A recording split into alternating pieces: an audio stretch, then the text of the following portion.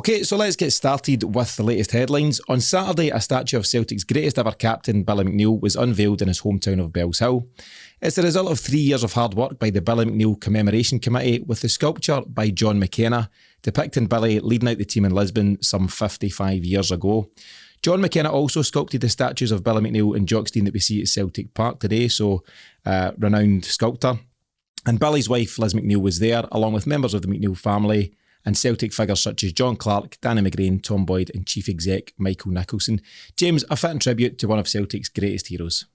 Absolutely, and real plaudits to the guys who put in all the time and effort for the fundraising, and to get it in such a prominent location, in Billy's hometown is fantastic. I suppose special mention as well to ex-Rangers players that came to see Willie Henderson, John Greig, I think, which shows you the respect that Willie commanded across the football world, particularly in Scotland. And I know he was close with both those guys in his playing days. So I thought that was a nice touch itself. Yeah, I thought it was great. You're absolutely right. So former Rangers captain John Greig was there and Willie Henderson. Willie Henderson was often compared to Jinky over the years, and I think the quote is that Willie Henderson says, "Listen, I was a good player, but I couldn't lace Jinky's boots." And I think there's a lot of mutual respect between players of that age, and it was good to see. Brad, did you catch much of that news over the weekend? Yeah, I did, yeah. And it's just kind of echoing what the big man said there. It's players of that era seem to just have this class about them, and legends get flung around, or the word legend gets flung around far too often for me, and I don't think there's any bigger legend than Billy McNeill, and I'm sure Rangers fans might say the same about the likes of John Greig and Willie Henderson. So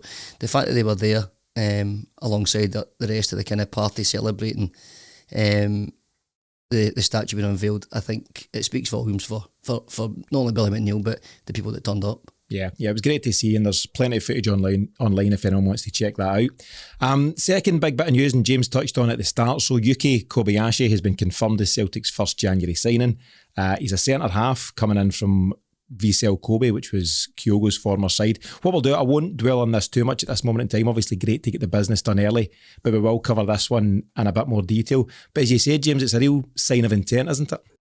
Yeah, I would say it's possibly bad news for Stephen Welsh or Moritz Jens, but I think we will sign Jens, so my gut feel is it's for Welsh, which is disappointing. But if we have then carter-Vickers, Starfelt, Jens and Kobayashi, that's what Ange wants, is four, can pick any two of you for a team, and we're not degrading the quality at all. And I mean that as no disrespect to Stephen Welsh, it's just that development hasn't quite kicked on, and if he does leave, I wish him all the very best for the future. But I think it's a great signing and a great mark of intent, yeah.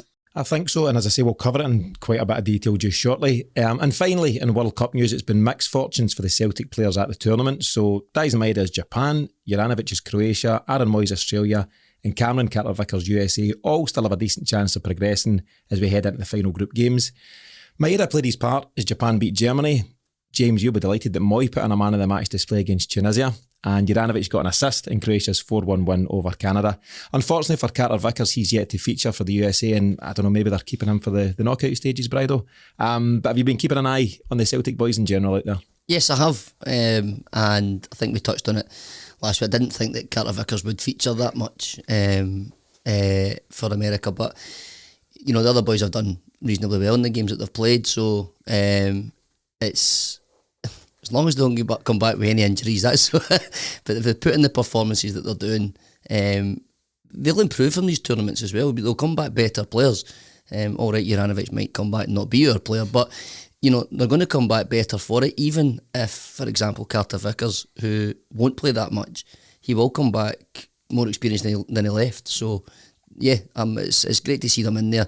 I wish they had more, to be honest, but maybe in a few years we will.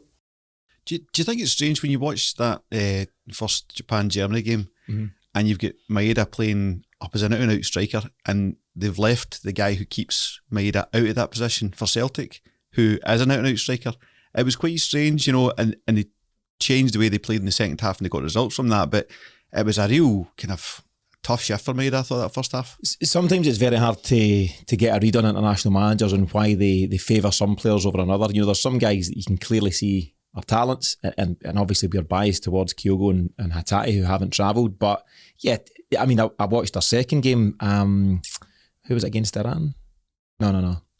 Who was it against? They got beat Japan. They played Saudis. Costa Rica. We're right on the ball here, aren't we? Oh, No, we're so sharp. There's too many games. so sharp and insightful. Costa Rica. But I watched most of that game. That was early bells there on Sunday. And Japan just looked devoid of ideas. And I thought, if only they had a creative midfielder and a top striker, they could help them. It seems very obvious to us, but why wouldn't you take a couple of guys like that? The two games that they played are essentially two completely different games. The first game, they know they're not going to get a lot of the ball, hence probably why Maeda starts. He ran his legs into the ground, and I think after about 63 minutes, he get taken off. It's quite similar to what happens at Celtic Park at times. The second game, they might have picked perhaps more culturally gifted players, more technical players than him, because they would have had more of the ball, which is exactly how the game panned out. Ultimately, though, they didn't have enough quality or creativity, which we're all kind of scratching our heads watching that, saying, Rio Hatate. I was specifically watching the middle of the park, and there was one boy in there, I can't remember his name now, number 8, I think. He was absolutely hopeless during the game. I mean, I'd have hooked him at half time. I think the commentator said that a couple of times. So to not be in the squad at all, I just don't get that. Kyogo, I can maybe understand if they have got different types of players and they might not expect to play a type of game. And the guy that came on for Maeda in the first game looks as if he's that type of player. But the two games, completely different. I could see why Maeda played the first and not the second, but I can't for the life of me work out why Rio Hatate is not in that squad. Yeah, I think it's puzzling. Even if if you don't feel he's quite right just now, he's the kind of guy that will be the future of Japanese football. He's, 24, just turned 25 actually last week. You'd like to think you would get him in and around that type of squad to further develop him, because you could certainly see him playing a huge part in what they do in the next few years. James, Aaron, man of the match, Moy, just continues to prove the doubters wrong. Let's just be clear here. I'll never have any problem with any Celtic player that pulls on the jersey. I'll always want them to do well. Will reserve the right to pass my judgment of what I think of that player and how they fit into the team. I will never want them to do well for Celtic and internationally. I think Moy is a gifted player, talented player, particularly technically. And he was a real leader there, for Australia. So, man of the match, no doubt. That doesn't change that he's a slow player. There was one, about 75, 80 minutes, and he did really well to get away. And then he looked at the whole pitch in front of him and went, nah, not for me. Because it's just not for him. There's age isn't on his side there, and he's not the fastest. I just don't think he fits into an Ange style of football. Same as DT. It's just unfortunate. But delighted for him, yeah. Sounds it. I thought it was quite effusive, my praise there. I thought he had a great game, I really did. And you're right, listen, he's never going to, you mentioned Maeda there, Brad, he's never going to close a goalie down the way Maeda does. I know the incident you're talking about, he got the ball on the left-hand side, the whole pitch was in front of him, and he thought, I'm going back the way here. I'm not hitting that space. But some of the play he had in terms of linking up with his other players, dropping the shoulder, very, very composed. I thought it was really, really impressive. And actually, he was vying for man of the match with Harry Souttar, brother of John Souttar, former Celtic Boys Club, I believe, as well. And I just thought he showed all his experience, and he's such a valued part of that Australia squad. And we know that he's not, a guaranteed starter for Celtic, but to Brido's point, he and hopefully the rest of the guys, they'll come back better players for the experience. This is Moy's second World Cup, but he'll take a real lift in confidence from whatever part he plays out there. Yeah, he definitely will, but I think he just strikes me as the kind of guy that wouldn't care anyway. Nothing phases him, good or bad. It's just, it's like, even the way he walks, it's just, like I said, he plays like he's shopping in Tesco. Like, it's just the same one pace, pushing the trolley and saying hello to a few folk, put a couple of things in the trolley, take it back out when you realise the price, and then away you go. Like, it's just, for me, he is, but what he does have, I think, there was a Q&A with Celtic players a few months ago when he first came in, and he was like, I think they asked who had the best first touch, and I think he was the answer for a couple of them. So he's obviously impressing in training and stuff regarding that. And also, you just trust the manager to pick the right people for the right position. Long term, I probably agree with you. I think we would need to look to get somebody with a bit more energy and pace in that position. But while he's there, it's certainly enough for us domestically, that's for sure.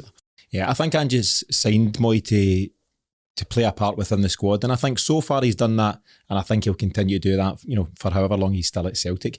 The other interesting kind of point you'll have seen is that Harry Kewell's out there doing some stuff with the Australian media, and there was a nice moment where he met up with Moy, and I think he was interviewed just in the last couple of days saying, would you potentially extend your stay out in the World Cup? You've been doing a great job. Apparently he's very charismatic on the mic. And he said, absolutely not. Ange Postecoglou's given me a real opportunity. And I think, James, he wouldn't dare ask for the additional time off. Yeah, imagine. No, he's picking up a lot of kind of attention out there just by being himself. He was very vocal about Australia's first match, first performance, and he ripped the manager and you won Graham Arnold. So he picked up a lot of, well, this guy's just telling the truth, and it's great to see that. And Aussies love that level of honesty. I think he did get asked yesterday, today, would you ever, see yourself as Aussie manager? And I think he did a bit of a why not? You never know and all that kind of stuff. But no, he'll be back on the plane. Did he not say, do I look happy? don't ask silly questions. Is that a topical one? But yeah, so, good stuff. Good to see the Celtic boys out there at the World Cup, and hopefully they get some big results over the next few games.